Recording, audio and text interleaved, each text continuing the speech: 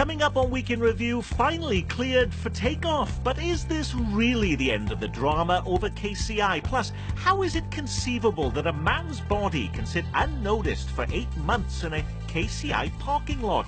Is the Kansas City social scene for whites only a provocative front-page story? Chronicles an exodus of black millennials who feel our hometown tolerates but doesn't welcome them. Plus, what mayhem in St. Louis means for Kansas City, and do protests make a difference?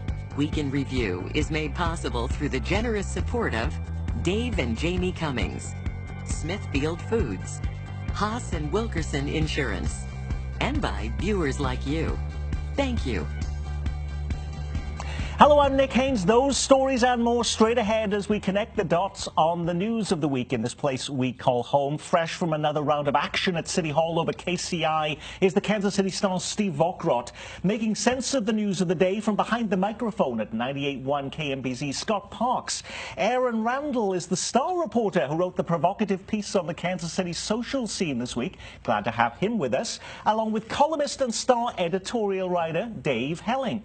Now, I am very aware that many viewers may now be fed up and totally fatigued about hearing yet again about the latest twists and turns in the debate over the future of KCI. But this week, can we say it's finally been settled? The full Kansas City Council voting this week to greenlight Maryland-based Edgemoor infrastructure to finance, design and build a new single terminal, pending approval by voters on November 7th. But Steve, yes or no, is this really the final decision? Can we close the book on this? No, not at all. Okay. So as you mentioned, they have to negotiate a contract, a memorandum, or more specifically, a memorandum of understanding. So there will be some negotiations with Edgemoor, which is a company based out of Maryland, about specific terms and so forth. We're not certain when that's going to happen. And then there's the vote on November 7th, which is the final say about whether this thing happens or doesn't. And it's the editorial board, Dave Helling, writing this week about the fact that when they peeled back the onion on the decision-making process, actually there was no formal vote of the selection committee. There was no matrix to look at numbering the specific bids. Is there still options here for a lawsuit from one of these other companies? Well, there are suggestions yesterday that Burns and McDonnell will not pursue litigation against the city of Kansas City. That's what I was told. We'll see. It's a bit problematic for Burns and Mac to pursue that because it does other business with the city, and if it were to sue, it would make things very, very difficult. AECom may yet come forward. They have some history of litigiousness, so they may try to take it to court. But while Steve's right, we can't close the book. We have turned at a very important corner. From May, when Burns and Mac first suggested this no-bid sole source contract, to now, the city has taken a rather arduous journey. It's been quite an ordeal, but we do have a proposed developer. If voters say yes on November 7th and other contractual matters can be straightened out, Edgemoor will build a new contractual matters. One of them last week we were hearing a lot about was the minority contracts. How many minority contractors would be on this? How many minority workers would be on the actual job? Aaron? I think that's a very important question. I know that Burns and McDonnell had that agreement with minority businesses to kind of partner with them and employ them. Are they going to release them from that contract? Well, Aaron, that's a great question, and at least to date they haven't, but I will tell you that minority contractors who had a relationship with Burns and Mac were at City Hall yesterday, and they were handing out business cards. You can guess that that problem will be solved before any final memorandum of understanding is signed. And with all of these twists and turns and all of this politics over really it's been a 5-month period of time now, does this diminish the prospects in the public's mind of this passing because people have been frustrated by how all of this has gone down, Scott? Nick, I've always argued I'm usually invited here to be the voice of Joe Sixpack. And if I can speak for Joe Sixpack, Joe Sixpack is convinced that this is being shoved down his throat, that the November vote is a foregone conclusion, that it's already going to happen. The city is operating, the mayor for that matter, is operating almost as if it's already done. There is a vote. The people do have the right to speak, but I think most people who are not in the mover and shaker club feel like this is being shoved down their throat. I've made the argument in the past, it's purely anecdotal. I believe, and the city would deny it, that they are letting the current KCI fall to pieces to force you to vote yes come November 7th. Now, you represent the Diet Coke and Gatorade crowd. Isn't that right, Steve? Isn't that your constituency? I'm Dave 12-pack, okay, by the way. I'll do an old-fashioned, but if you talk to the insiders, the almost unanimous perspective is, as a result of these latest discussions, the upside to it is that everybody's moved off the dime about whether Kansas City needs a new airport, and the discussion really is at this point how and who's involved. And that may be true among the insiders, but there is a whole world out there that's going to vote. And if one of the things that I'll be talking about in a weekend story on Sunday is, if you look at the citizen satisfaction surveys that the city does every year, the satisfaction with KCI is still around 70%. That's a pretty high number. And then when you kind of compare that to this idea that about 20% of Kansas City, Missouri residents are using the airport, those make for some headwinds for the airport vote.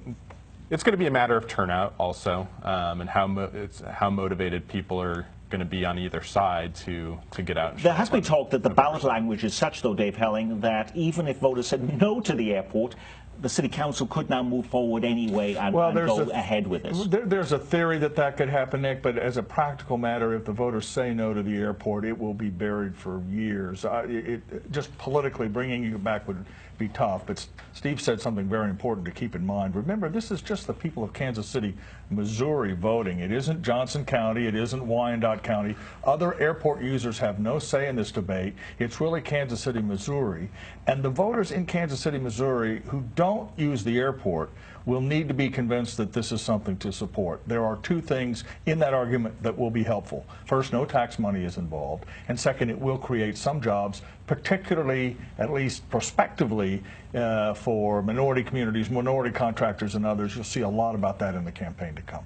Now, for all the political talk over the single terminal construction project, the biggest story at the airport was a different one. Making international news was the discovery of a body of a man found decomposing in a KCI parking lot for 8 months. 53-year-old Randy Potter from the Nexa vanished without a trace back in January. KCI Airport Police found his body this week inside his Dodge Ram truck in Economy Lot B. He had taken his own life. According to the police report, a passenger returning from a 3-day trip called law enforcement after noticing a strong odor coming from the truck parked next to his vehicle, as well as a large number of flies. But he had been there for 8 months. How does that happen, Scott Parks? I have absolutely no idea. In one sentence, I don't know. I can understand because he apparently committed suicide in the winter, where perhaps the body would have been maintained during the cold weather months. But come spring, come the summer, with the odor coming out of that car, and I'm no CSI agent, but I can only imagine it was a putrid smell. How that went unnoticed, Nick, I don't know. Has there been a satisfactory answer from airport officials or the city about this, Steve? No, there hasn't. There's supposed to be checks on the cars that are in the parking garage, and I think there's some question about whether that was actually happening. One could suppose that it wasn't, or at least not rigorously.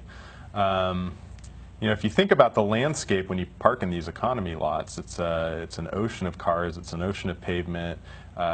It's people moving back and forth just really for one purpose. It's to make the bus to get to the airport or to get back to their car to get back home. And this person's body was not the first body to be found at the KCI parking lot. It's worth noting. But it does give the impression that what else could be hiding at the airport if it takes 8 months for them to find a vehicle, Aaron. Yeah, once I got over the actual shock, like Scott said, like how does that happen? The next question has to be, what are the implications of that? Like we have heightened the security so much inside the airport, but now you have to wonder, like, what is the security like outside? Obviously, it must not be as good as they're saying that it is if a body can lay somewhere for 8 months. And does this diminish then people's feelings about how things are running at the airport at a time when we're asking people to spend $1 billion for a new terminal? Well, the opposite may be the case supporters of a new terminal might say, well, we're going to build new parking and this won't be quite the problem that it was in this case. Remember, the parking lot is operated by a subcontractor, a private contractor. That contractor will have some questions to answer. But Steve says something interesting. You know, I think there are 6,000 spots in this particular lot. I think Arrowhead and the Truman Sports Complex has about 20,000 spots. So just imagine this lot, a third of the size of the parking, all the parking out at the Truman Sports Complex. That's a big lot. And so it's at least understandable, if not defensible, that this kind of incident would happen. This week, the Kansas City Star runs a provocative front-page story with the question, is the Kansas City social scene for whites only? Black millennials, they say, are tolerated, not welcomed. The extensive report chronicles how young, talented and ambitious African Americans are ditching KC and heading to more accepting cities. If you missed the story, some departing millennials claim KC didn't have any places where they could meet other young black professionals. It was difficult finding spaces that felt diverse and truly welcoming to people who looked like me. My impression of KC is there's a lot of white people who want to stay away from a lot of black people. And a DJ playing a gig in Westport tells the story of a nightclub owner who whispers concern when too many black patrons walk through the doors. Quote, it's getting a little dark in here. Aaron Randle, you wrote the piece. What's been the response behind the scenes since that story ran Sunday on the front page? Responses have run the gamut. Surprise, surprise. We have a lot of black people that have responded, African Americans, people of color. They have said that, you know, they've been waiting for this story to be told. I was surprised. I've heard the responses have been a wide range. I've had a lady, she was 70 years old, who told me how 30 years ago she remember having this conversation with her son who was frustrated with the social scene. Then there are people my age, of course, who felt the same way. And then I was also, it ranged as well from people that weren't black. You know, white people who told me that they did not know that this was an issue and thanks for opening their eyes. And of course there were those who just believed that this was not an issue, and those who believe that it's kind of trivial or, you know, kind of frivolous of a thing to even really discuss. This became a big conversation topic on your radio station this week. How was this sized up, Scott? 50-50, I think. And not to put Aaron on the spot, and I'm not going to grill him on his first appearance on your show. You know, I think it would all come down to, and this was the argument I made on the radio, what is the definition of welcomed? Are black people coming into restaurants and clubs and they're getting looks, or they're being told, get out, we don't want you here, we don't want your kind here, to quote from Star Wars? If that's the case, that's a problem. And that's one that needs to be addressed and remedied quickly. Are you not hearing the kind of music that you want to hear? Are you not finding people of the same color in this restaurant or bar? And if that's the case, I don't know that that's a problem necessarily. I happen to like heavy metal music. I cannot walk into an Applebee's or Lucky's in Mission or any restaurant on the Plaza or any restaurant in Power and Light and hear the kind of music that I like. That doesn't mean I feel unwelcomed. And I think it all goes down to what is the definition of welcome. So what makes the difference in his analogy there? And I think that it's more than just, you know, the music, right? A lot of times when people of color go into these spaces, the patrons, the bartenders, the waiters, like you feel just attention. You know, sometimes you are, if you aren't ignored completely, there seems to be kind of just there's a palpable kind of aggression that just makes you feel like, do they really want me here? Like, they don't really want to be bothered with you, so to speak. Now, I poured through a lot of the comments, and there was a ton of them that came on the Kansas City Star website. Just a couple I pulled here. This is from Linda. How many young blacks are recruited to serve on non-profit boards, such as the Art Museum, serve as debutantes, attend church in Johnson County? KC has been and always will be segregated. Gary and Raymore asks, as a white man, if I made the statement, I want to go where people look like me, then I'd be labeled as a racist. Why do black professionals get a pass on this way of thinking? Well, to be frank, you would rarely say that as a white man, because almost everywhere that you go does look like you. As a minority, that's the difference between a white experience and a black experience. And I think that a lot of times, a lot of these comments, it's a common problem that I think happens in these conversations. People who insert their own experiences and assume that because they don't experience it, that it doesn't happen. And that is why I want this article to be written, just to open the conversation and to show that though you may not experience it, it is happening, and it's important to some people, and they really feel that they want to see the topic addressed and hopefully rectified. Now, it did get you talking about it, Scott, so that obviously did open up to start a conversation. No, it did open one. Yeah, one of the things you mentioned I heard on your radio station was the concern that this was not a statistical portrait. These were some anecdotal examples of people who decided, I wasn't feeling comfortable in Kansas City, I'm moving to Dallas or Atlanta, but this wasn't based on a scientific look at what was happening in Kansas City. I was the one that made the argument that I thought the piece, and I said it to Aaron before we started the program today, I thought it was incredibly well written. But if I can criticize the piece as somebody with a journalism degree, I thought it lacked in research. It seemed to be a very anecdotal piece. Can we find 6, 7, 8, 9 people that don't feel comfortable when they walk into a nightclub or into a restaurant in Kansas City? Yes, we can. You can find 6, 7, 8, 9 people who can say anything about Kansas City. Is there a problem? I don't know, and I'm not going to pretend that I do know. What I would only say to Aaron is that, if this is a problem, then let's have this conversation. And I think he did that. He opened up the door for a conversation. Is it a problem? My jury's still out. Dave. I would just add that Kansas City shares a problem that extends beyond the specific thing in Aaron's piece in terms of its size that will be important for the people who lead the community to understand. In places like Atlanta or Dallas or Los Angeles or Manhattan, the community is large enough that almost every potential experience is available. I mean, there's going to be a club or a place to go for almost everybody.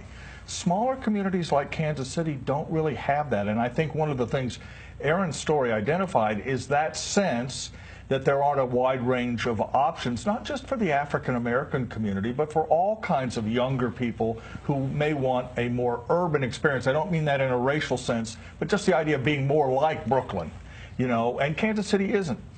When we begin to recruit companies like Amazon or try to get younger people here for tech jobs and other things, the lack of that bigness is a problem. That's why we don't have mass transit. That's why the airport is in a little bit of a pinch. And I think what Aaron's story reflects is this idea that we have to make some decisions about ways to be more attractive to that kind of audience. Absolutely. I think that at the root of this story is there's a civic pride at play, right? And there's just wanting to see your city do better. This is not just complaining for the sake of complaining. This is us realizing, millennials knowing that Kansas City, we have this chip on our shoulder, right? We want to be seen as this new great city, especially for millennials. Well, what is a hallmark of millennial if it's not diversity and our proclivity for inclusivity? And we just aren't, many of us believe we aren't working towards that with a great enough effort. Right in the center of the country, Kansas and Missouri has had its fair share of devastating tornadoes that have destroyed entire towns from Joplin, Missouri to Greensburg, Kansas. And we've seen extreme flooding right here in the last few weeks, all situations requiring federal aid to help with rebuilding efforts. So why did almost all of the Kansas and Missouri delegation in Congress vote to oppose giving aid to those devastated by this latest string of hurricanes elsewhere in the country? In Kansas, Senator Jerry Moran and local Congressman Kevin Yoder both voted no. So did our local members of Congress from Missouri, Sam Graves and Vicky Hartzler. Now the Democratic Congressional Campaign Committee running attack ads on Kevin Yoder over his vote. The Star editorial board wrote, "It's hard to overstate the anger and shame Kansans should feel about Yoder's vote. Playing politics instead of helping neighbors in need. The next time a natural disaster strikes Kansas, where will Yoder stand?" Okay, why the reluctance, first of all? What was the decision? Why did they vote no? Do we have a better understanding of that? Well, yeah, the argument is that the aid for the victims of Hurricane Harvey was linked to an extension of the debt ceiling through December. And Republicans said, no, we want to use the debt ceiling as leverage to cut spending in other areas. We're not against the disaster money. We're against the added increase in the nation's debt. In almost every way, that's kind of a silly argument. The debt ceiling was going to go up one way or another. It's a political judgment, not a practical judgment based on merits. the $15 billion, I'm sorry, is de minimis in the not only in terms of the entire budget, but what they're going to have to spend on Irma and Harvey and whatever damage is caused in Puerto Rico by Hurricane Maria. I mean, it's been a season of hurricanes. And then the final thing is, Nick, it isn't just tornadoes, although tornadoes are a problem, or floods.